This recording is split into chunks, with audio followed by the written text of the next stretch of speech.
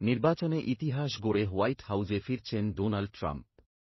সাবেক এই মার্কিন প্রেসিডেন্টের সঙ্গে ইরানের আগে থেকেই শত্রুতা রয়েছে।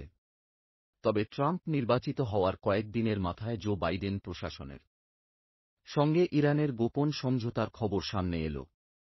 জেরুজালেম পোস্ট জানিয়েছে, ইরান শুধু গোপন সমঝোতাই করেনি, বরং যুক্তরাষ্ট্রকে লিখিত দিয়েছে। ওয়াশিংটন ও তেহরানের মধ্যে যে সমঝোতা হয়েছে সেই খবর সবার আগে প্রকাশ করে ওয়াল স্ট্রিট জার্নাল।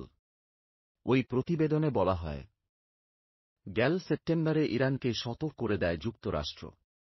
ওয়াশিংটন জানায়, ট্রাম্পের ওপর হামলার যে কোনো হামলা তাদের সর্বোচ্চ জাতীয় নিরাপত্তা অগ্রাধিকার ইস্যু, আর তিনি হামলার শিকার হলে তা হবে যুদ্ধ ঘোষণার শামিল। এরপরই গেল অক্টোবরে যুক্তরাষ্ট্রকে লিখিত প্রতিশ্রুতি দেয় ইরান। তারা জানায়, ট্রাম্পকে হত্যা করার কোনো ইচ্ছা নেই তাদের। যদিও গেল সপ্তাহে ইরানি এক ব্যক্তির বিরুদ্ধে অভিযোগ গঠন করেছে যুক্তরাষ্ট্র। মার্কিন বিচার বিভাগ বলছে, ট্রাম্পকে হত্যায় ওই ব্যক্তিকে নির্দেশ দিয়েছিল ইরানের ইসলামী বিপ্লবী গার্ড বাহিনী।